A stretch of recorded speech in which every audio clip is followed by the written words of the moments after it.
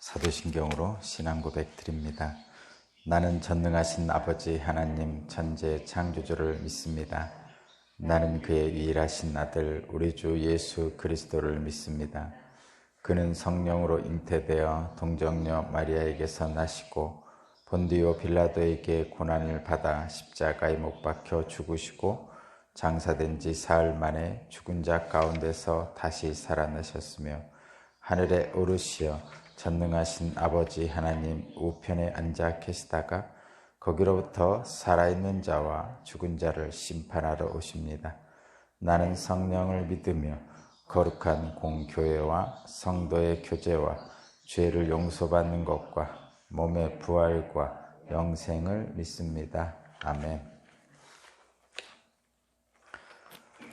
찬송가 325장입니다.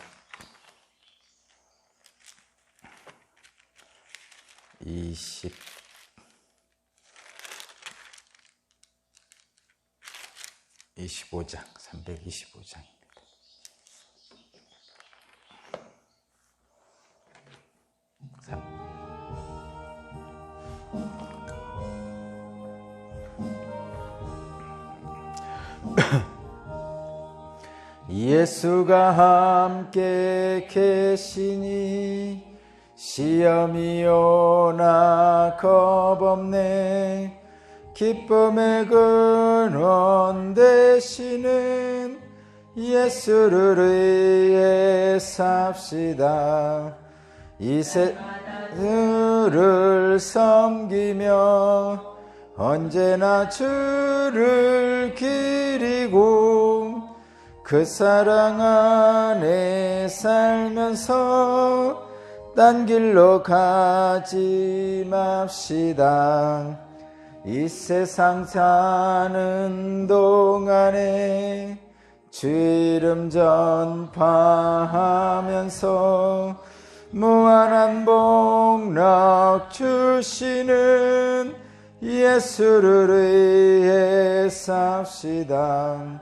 날마다 주를 섬기며 언제나 주를 기리고 그 사랑 안에 살면서 딴 길로 가지 맙시다.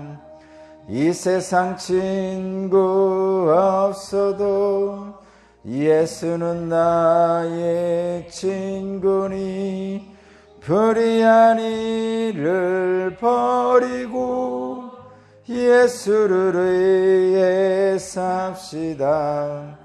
날마다 주를 섬기며 언제나 주를 기리고 그 사랑 안에 살면서 딴 길로 가지 맙시다. 주께서 심판하실 때 잘했다 칭찬하리니 이러한 상급 받도록 예수를 위해 삽시다. 날마다 주를 섬기며 언제나 주를 기리고 그 사랑 안에 살면서 딴 길로 가지 맙시다. 아멘.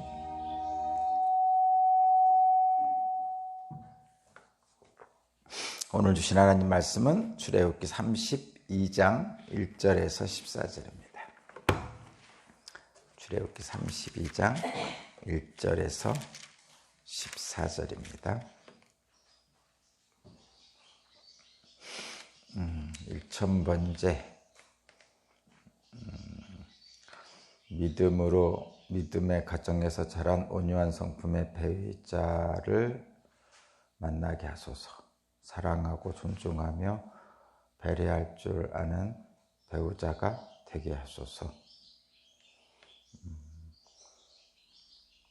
수아에게 주님의 마음을 품게 하시고 넓고 너그러운 마음으로 사람들의 마음을 살피게 하소서. 2000번째, 71번째입니다.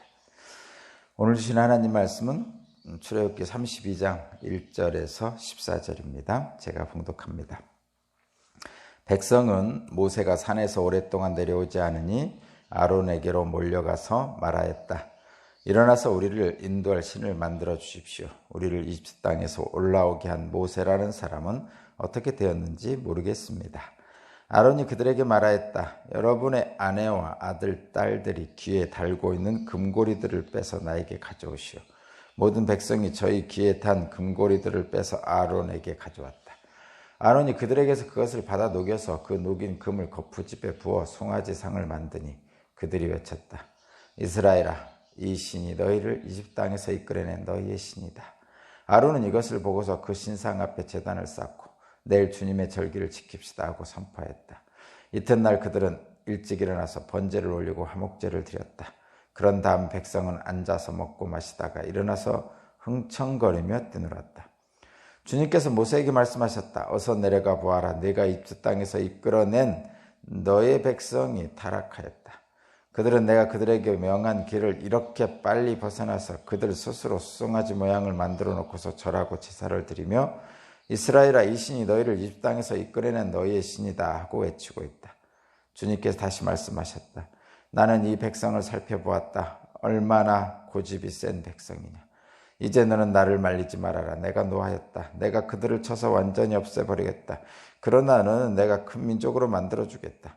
모세는 주 하나님께 애원하였다. 주님, 어찌하여 주님께서 큰 권능과 강한 손으로 이집트 땅에서 이끌어내신 주님의 백성에게 이와 같이 노하십니까? 어찌하여 이집트 사람이 그들의 주가 자기 백성에게 재앙을 내리려고 그들을 이끌어내어 산에서 죽게 하고 땅 위에서 완전히 없애버렸구나 하고 말하게 하려 하십니까? 제발 진노를 거두시고 뜻을 돌이키시어 주님의 백성에게서 이 재앙을 거두어 주십시오. 주님의 종 아브라함과 이삭과 이스라엘을 기억하여 주십시오. 주님께서 그들에게 맹세하며 이르시기를 내가 너희의 자손을 하늘의 별처럼 많게 하고 내가 약속한 이 묻은 땅을 너희 자손에게 주어서 영원한 유산으로 삼게 하겠다고 하셨습니다. 모세가 이렇게 간구하니 주님께서는 뜻을 돌이키시고 주님의 백성에게 내리시겠다는 재앙을 거두셨다. 아멘.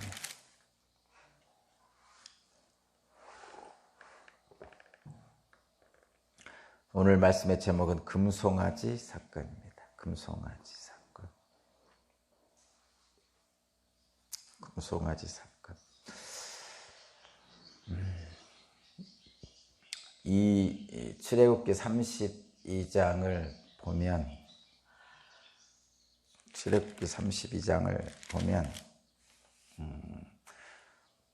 이게 이 말씀이 3000년 전에 있었던 사건임에도 불구하고 늘 우리의 현실에 있는 우리의 모습이라는 것을 알게 됩니다. 저 자신을 봐도 그렇고 우리 믿는 교우들을 봐도 그렇고 또 믿지 않는 사람들을 봐도 그렇고 이 부분은 너무나 명확하게 우리에게 그것을 알려주고 있습니다. 그것이 뭐냐? 타락한 인간의 현실적인 모습이라는 것이죠. 사실 좀 안타깝죠? 안타깝습니다. 그런데 여기서 분명하게 저와 여러분들이 기억해야 될 것은 결국은 하나님께서 우리를 사랑하신다는 것을 말씀하시고자 하는 거거든요. 지금 이 부분에서 하나님의 엄청난 진노와 심판이 이제 보이고 또 그 안에서 또 모세의 그 간절한 기도가 보이고 이렇게 합니다. 이 과정을 보면서 저와 여러분들이 가야 될 방향이 보이고 또 하나님은 정말 우리를 사랑하시구나. 우리의 그 부족함, 우리의 연약함, 늘 우상 숭배를 하려고 하는 우리들의 현실적인 모습을 보면서도 이 타락한 인간의 모습을 보면서도 하나님은 우리를 사랑하시구나 이런 생각을 하게 됩니다. 이런 부분, 금송아지 사건 같은 부분에서 이제 신약 성경에 돌아온 탕자의 비유가 이제 생각날 정도로 그렇습니다. 분명한 것은 하나님은 우리를 사랑하신다는 거고 언제든지 우리를 품어주신다는 겁니다. 언제든지 우리를 품어주신다는 거고 그래서 저와 여러분들은 하나님을 믿는 믿음으로 회복할 수 있는 것이죠. 그리고 우리의 현실이 실제로 이렇게 타락한 인간의 현실이기 때문에 늘 우리는 왔다 갔다 합니다. 우상 숭배를 늘 하고 있다는 얘기예요. 안 하고 싶지만 순간순간 우상을 숭배하는 것이 우리들의 현실적인 모습이고 또 그런 모습에 하나님은 안타까운 것이죠. 끙끙 앓고 있는 거죠. 하나님은 끙끙 앓고. 그러나 끙끙 앓는다는 얘기는 무슨 얘기냐면 우리를 사랑하신다는 뜻입니다. 사랑하시기 때문에 끙끙 앓으시는 거죠. 그래서 결국은 우리를 구원에 이르게 하시는 겁니다. 그래서 이 금송아지 사건, 이 타락한 인간의 모습을 보면서도 우리는 하나님의 은혜를 기억할 수 있어야 됩니다. 그렇지 않으면 우리의 비참한 모습에 우리 스스로 자멸하게 되는 경우가 있을 수 있어요. 그러나 성경에 나오는 심판이라는 것은 늘 구원이 전제된 거예요. 거기에는 구원이 전제된, 그러니까 하나님의 사랑이 전제된 거라는 거죠. 늘 그것을 기억해야 됩니다. 그래서 심판을 심하게 말씀하시면 말씀하실수록 우리를 더 심하게 끙끙 앓으면서 사랑한다고 표현하신다는 것, 그것을 기억해야 됩니다. 그리고 심판이 아닌 영광을 나타내고자 하는 때가 있죠. 영광을 막 할 때가 있습니다. 하나님의 영광을 보여주시려고 할 때, 말하자면 일어나 빛을 발해라 뭐 이런 경우하고 그 변화산에서 예수님이 변화하신 모습하고 이런 걸 보면, 근데 그런 모습에서는 그다음에 또 어디 있어요? 시내산에서 우르르 깡깡 하시는 하나님, 그다음에 엘리야가 이제 시내산 꼭대기에 가가지고 이제 하나님을 만나는 장면, 이런 것들을 잘 보면요, 하나님의 영광을 잠깐 보여주시는데 결국은 뭐라고 말씀하시냐면 잊어라 그럽니다. 잊으라고 그래요. 하나님의 영광을 보여주셔요. 모세에게도 하나님의 영광을 보여주셨고 엘리야에게도 하나님의 영광을 보여주셨고 베드로, 야고보, 요한을 데리고 변화산에 가셔도 하나님의 영광을 보여주셨잖아요. 근데 그걸 보여주시고 나서 늘 뒤따라오는 것은 뭐냐? 빨리 잊어라 겁니다. 그건 왜 그러냐면 교만한 인간을 경계하시는 거예요. 그러니까 사실 너의 현실은 타락한 인간의 모습이다라는 것을 계속 잊어버리고 타락한 인간이 하나님의 영광을 보았다는 교만 속에서 벗어나지 못할까 봐 하시는 거란 말이에요.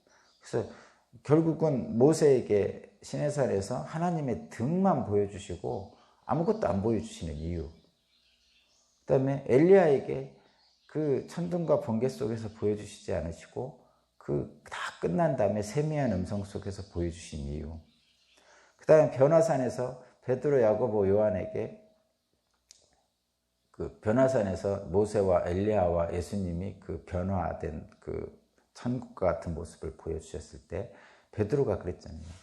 여기가 좋사오니 초막 셋을 짓고 그냥 여기 살고 싶습니다. 이렇게 하잖아요. 근데 갑자기 그런 말을 하자마자 하나님이 그 영광의 모습을 지우셨단 말이죠. 그거는 뭐냐?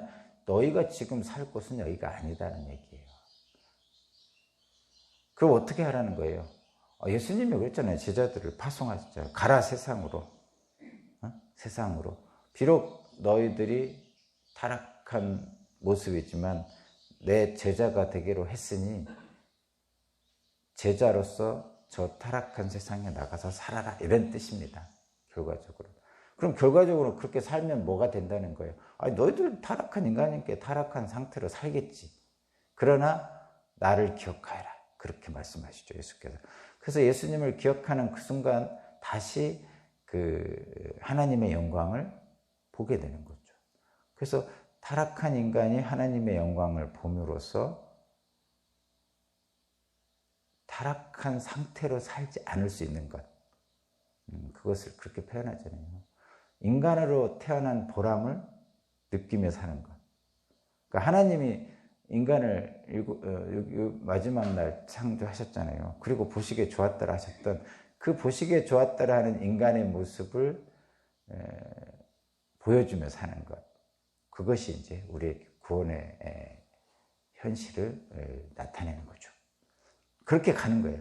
그래서 제가 이 말씀을 자꾸 드리는 것은 이 심판의 모습이 많이 있잖아요. 뭐 노아의 심판도 있고 바벨탑 사건도 있고 뭐 소돔과 고모라 사건도 있고 뭐 그렇지만 그런 모든 사건 속에서 하나님이 우리에게 주시고자 하는 것은 내가 너를 사랑한다라고 말씀하시는 거라는 거죠. 이 부분도 마찬가지예요. 지금 하나님이 엄청난 진노를 하시거든요.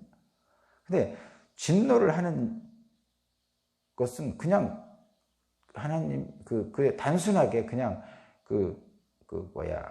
뭐 제우스 신 같은 뭐 그런 사람들이 막 천둥 번개 떨어져서 막 그 벌 주고 이런 그 신의 모습이 아닙니다. 하나님은 우리 성경에 나오는 하나님은 그런 하나님이 아니고 안타까워하시는 하나님이에요. 그러니까 타락한 인간을 보면서 끙끙 앓는 하나님, 끙끙 앓는다는 표현이 거의 분명합니다. 왜? 우리도 그렇잖아요. 자식이 맞고 들어온다든가 또는 자기 역할을 잘 못한다든가 그럼 그냥 가슴 아리 하잖아요. 끙끙 앓잖아요. 어떻게 내가 좀 능력이라도 있으면 어떻게 해줄 텐데, 응? 사회에 나가서 전셋집이라도 좀 해줄 텐데 그걸 못하니까 이제 가슴 아리를 하잖아요. 끙끙 앓잖아요. 제 역할을 못할 때 그런 거 합시다요. 그 하나님의 끙끙 앓는 하나님의 그 모습이 그런 모습과 아주 유사합니다. 거기에는 뭐가 있죠? 한마디로 말하면 그 부모의 마음에는 뭐가 있죠? 내가 내 모든 것을 다 팔아서라도 주고 싶은 마음이 있는 거죠. 그렇지 않은 부모도 있지만 진짜 부모라면 그렇게 하고 싶어 하죠. 뭐 요즘은 옛날에는 그냥 에피소드라지만 옛날에는 퇴직금, 연금 다 털어서 주죠. 그리고 다 쫄딱 망하죠. 근데 요즘은 퇴직금, 연금 가능하면 안 해주죠. 근데 그렇게 돼 있다면서요? 전 잘 몰라요. 딱 이제 퇴직하면서 연금을 탈 것이냐, 일시불로 받을 것이냐 했을 때, 뭐 그때 일시불로 받을 수도 있고 연금으로 받을 수도 있거든요. 근데 연금으로 받는 거 선택하는 순간 나중에는 연금에서 다시 일시불로 받을 수 없대요. 나 잘 모르지만 일부러 법적으로 그렇게 만들어 놨나 봐요. 그래서 주어진 연금은 이제 자식에게 못 주는 거죠.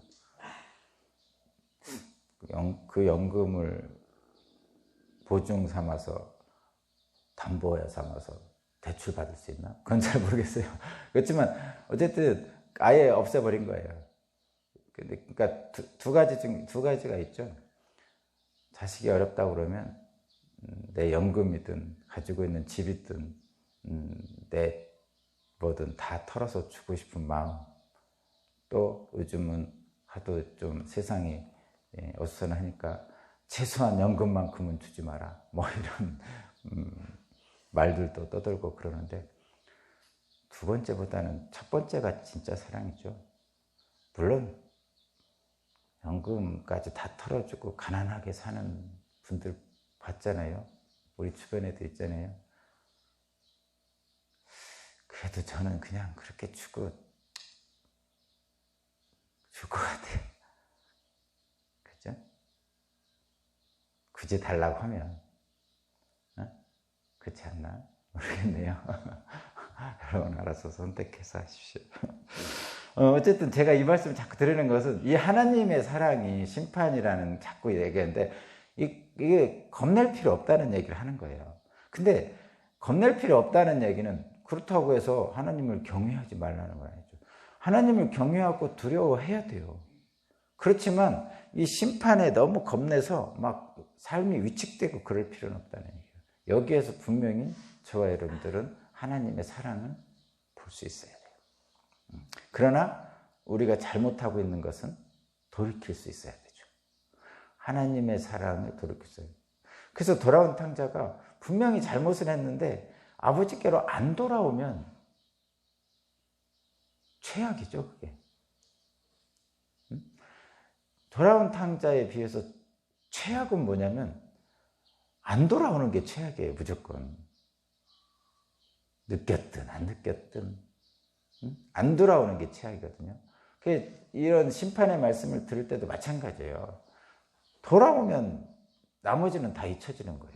그 전에 있었던 죄악된, 타락된 모든 것들이 다 사라집니다. 그래서 아버지 품에 안긴 탕자는 완벽하게 부활하잖아요. 회복하잖아요.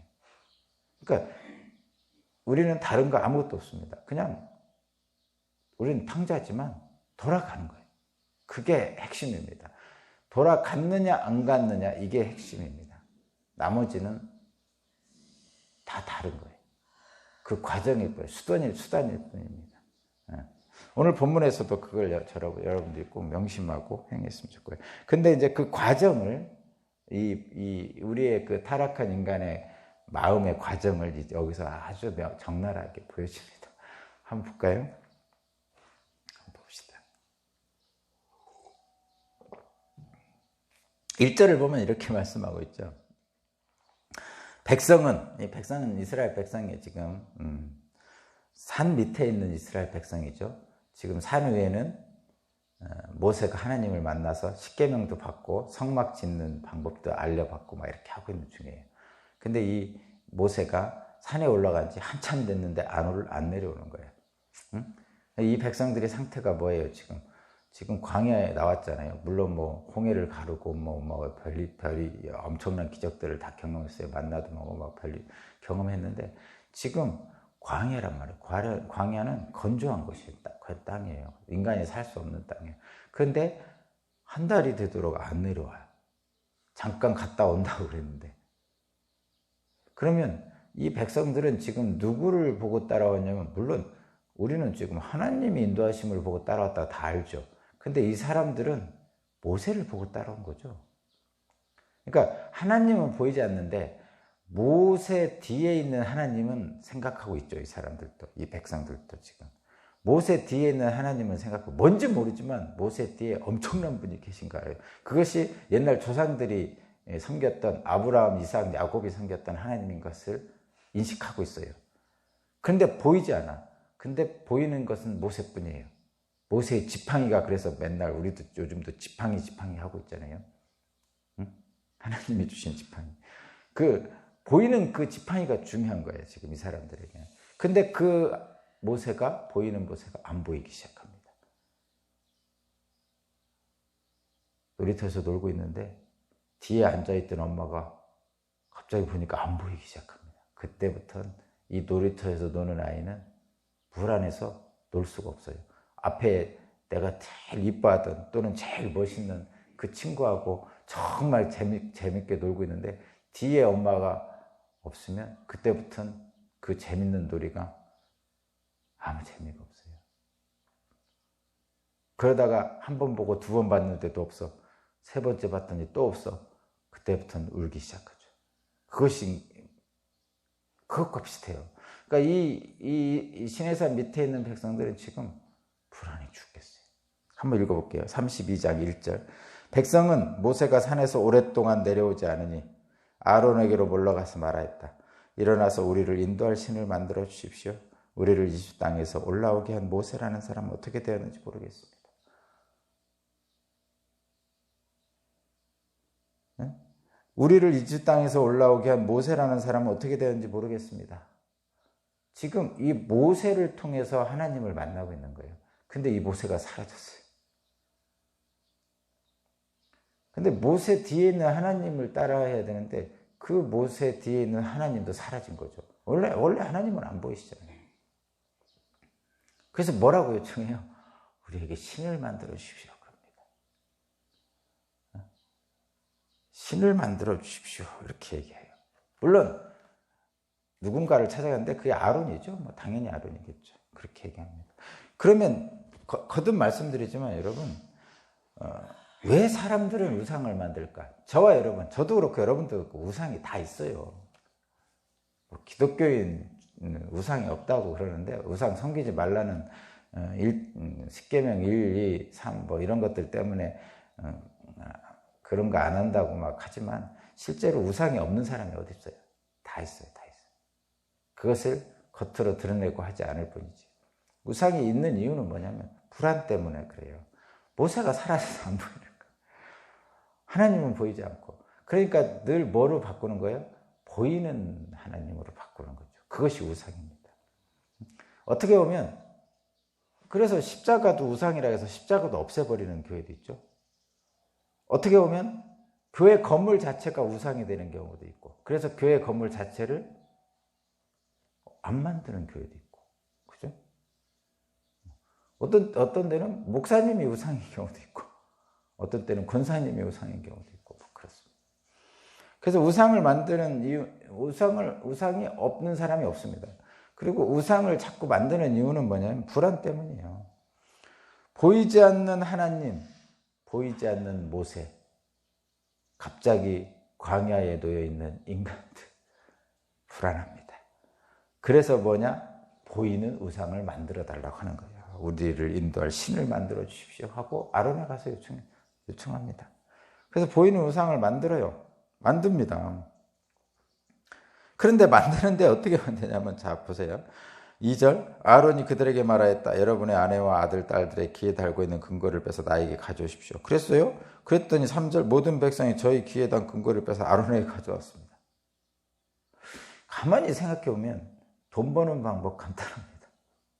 사람들의 불안을 이용하는 방법이 최고예요. 아니, 농담 아니고 진짜예요.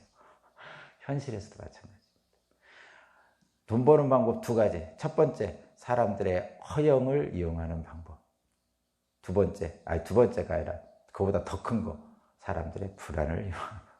무조건 갖다 바칩니다. 금기골이 다 바쳐요.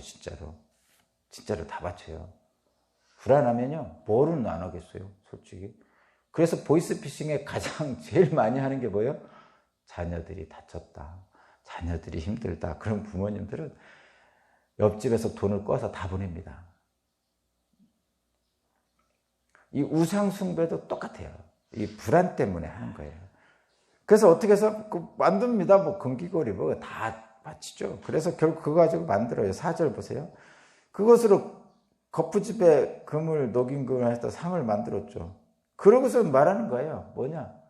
거기 보세요. 4절의 마지막. 이스라엘아, 백성들아, 이 신이 너희를 이집트 땅에서 만들어낸 너희 신이다. 이렇게 얘기하는 거죠. 근데 여기서 중요한 거 잘 보면요, 이 금송아지를 딱 만들어 놓고 신이라고 얘기하는 거예요. 근데 보이지 않는 하나님을 이 보이는 금송아지처럼 만들어 놓은 거죠. 그래서 똑같아요. 이집트 땅에서 이스라엘 백성들을 이끌어내신 하나님이잖아요. 이집트 땅에서 이스라엘 민족을 이끌어내는 금송아지예요. 그러니까 딱 하나님의 자리에 금송아지를 놓는 거죠. 근데 그렇다고 해서 이 사람들이 하나님을 안 믿는 건가요? 잘 보면 너희를 이집트 땅에서 이끌어낸 신이라고 그러잖아요. 그럼 그 하나님이죠. 보이지 않았을 뿐이지. 금송아지를 해놓고 하나님이라고 그러는 거예요. 그러니까 이 사람들이, 이스라엘 백성들이 하나님을 안 믿는다는 게 아니에요. 우리는 가끔 우상을 숭배하면 다른 종교의 석상, 목상 이런 거 자꾸 얘기하는데 아니에요. 기독교에서 말하는 본질적인 우상은 하나님이에요. 하나님인데 차이가 뭐죠? 보이지 않는 우리가 아는 진짜 하나님은 우리 마음대로 못해요. 근데 우리가 보이도록 만들어놓은 하나님, 금송아지 같은 건 내 마음대로 해요. 차이는 딱 그겁니다. 하나님의 영광을 위한다고 하면서 자기의 이익을 취하는 것은 다 우상숭배예요. 진짜 하나님을 믿지만. 그러나 내 마음대로 할 수 없는 하나님의 뜻에 내 뜻과는 다른 하나님의 뜻에 순종하는 것, 그것이 신앙이죠. 그러니까 차이가 아주 단순해요.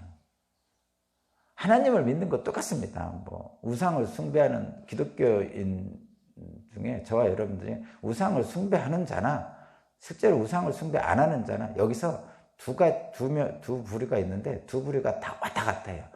진짜 하나님을 숭배할 때가 있고 우상을 숭배할 때가 있고 저도 마찬가지고 여러분도 마찬가지고 왔다 갔다 합니다. 그런데 이제 성숙한 신앙이 될수록 그 보이는 우상이 아니고 보이지 않는 하나님을 따라가죠. 그러니까 보이는 우상은 내 마음대로 할 수 있는 신, 내가 40일 금식 기도하면 반드시 들어줘야 되는 하나님, 이런 하나님을 원하죠. 근데 성숙한 신앙이 되면 40일 금식 기도 3번 해도 10번 해도 안 들어주실 수 있는 안 들어주실지도 모르는 하나님, 그 하나님을 믿는 거죠. 그런데 우리는 그런 하나님은 힘들잖아요. 내가 그냥 땡깡 쓰고 40일 금식기도 했으면 좀 들어주시지 좀. 그런 바람이 있는 거죠. 바람이 있는 거죠. 근데 안 들어주셔도 그분을 안 믿을 수가 없는 것. 그것이 바로 예수님이죠. 예수님은 죽으라 그래서 죽었잖아요. 하나님이 죽으라 그래서 그 겟세마네 동산에서 피땀 흘려가면서 이 잔 좀 치워주세요. 나 이 잔 먹기 싫어요. 그랬는데도 먹으라 그러니까 그냥 먹잖아요. 그게 이제 본질적인 그리스도의 신앙이죠. 기독교 신앙, 주님을 따라가는 신앙, 제자된 신앙이죠. 근데 대부분의 사람은 이 잔을 내게서 멀게 해주세요. 겟세마네 동산에 피땀 흘려 기도하면 그래 먹지 마라 이런 응답을 기다리는 거죠. 그것이 이제 소위 말해서 우상을 숭배하는 내 마음대로 할 수 있는 하나님을 갖고 싶은 우리들의 욕망이에요. 그것이 현실이에요, 사실. 저도 그래요. 좀 기도하면 하나님 바로 들어줬으면 좋겠어요. 난 그런 하나님이 좋아요, 실제로. 실제로 그런 하나님이 좋죠. 그래야 마음도 편하고 불안하지 않고 그렇거든요.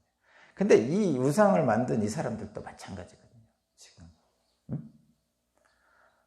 송아지를 만들어 놓고 송아지상을 만들어 놓고 하나님이라고 하고 싶은 거예요, 지금. 근데 실제는 안 그렇다는 거죠.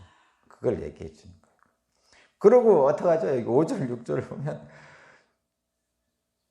주님의 절기를 지키자 그러면서 뭐라죠? 6절 보면 화목제도 드리고 번제도 드리고 막 그럽니다. 뭐 요즘 우리가 예배 드리는 거 뭐가 달라요? 화목제, 번제, 심지어 속죄제 다 드립니다. 누굴 놓고? 금송아지를 놓고 그런 거죠. 근데 결국은 어떻게 되냐? 자, 여러분 이거 잘 보세요. 그래서 금송아지를 놓고 화목제, 번제를 드리잖아요. 기분 좋죠. 안심이 된단 말이에요. 이제 모세가 사라졌던 그 불안에서 해결을 받았어요. 실제로 안심됩니다. 불안이 해소됐어요. 그런데 뭐냐, 그 다음이 문제예요. 자, 6절 이튿날 그들이 일어나서 번제를 올리고 화목제를 했어요. 마음 편안합니다. 그런 다음에 백성들은 앉아서 먹고 마시다가 일어나서 흥청거리며 뛰놀았다. 이게 문제죠, 이게. 그러니까 진정한 성숙한 신앙이 돼서 불안이 해소된 게 아니고요. 온전한 마음의 평강, 하늘이 주시는 평안을 얻은 게 아니고요. 그냥 자기들의 심리적 평안을 얻은 거예요. 이거 소위 말해서 국뽕이라고 그러죠, 옛날에. 실제는 안 편한데 나는 편하다 이러고 있는 거죠, 지금. 그래서 그 삶이 하늘의 평안으로 충만하게 채워진 게 아니라 그냥 앉아서 먹고 마시다가 흥청거리며 뛰노는 거죠. 이건 뭐야? 똑같죠. 누구하고? 세속적인 세상 사람들하고 똑같은 거죠. 그래서 하나님이 안타까워하는 거예요.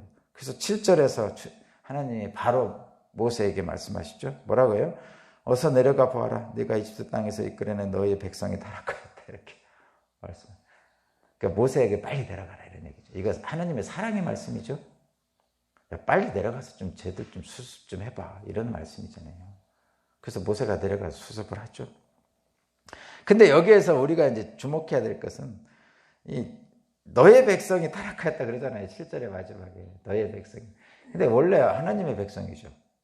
그러니까 이게 타락한 백성을 좀 이렇게 다른 표현으로 막 이렇게 하고 싶을 때 이 끙끙거리는 하나님이 속상해서, 우리 그러잖아요. 말 잘 안 듣는 아들, 맨날 속삭이는 아들, 고생시키는 아들, 넌 이제 내 아들도 아니야. 뭐, 너 호적에서 파버릴 거야. 뭐 이런 표현 하잖아요. 똑같은 느낌의 그런 거예요, 이게. 그동안은 하나님의 백성이었잖아요. 근데 이제는 뭐라고 하죠? 내 백성이 아니고 네 백성이라고 합니다, 모세에게. 빨리 내 백성 가서 뭐 이렇게 하죠. 그렇게 얘기합니다, 지금. 진노한 하나님이 그렇게 하는 게 똑같아요. 우리들 하는 것도. 근데 진짜 호적에서 팔까요? 안 파죠.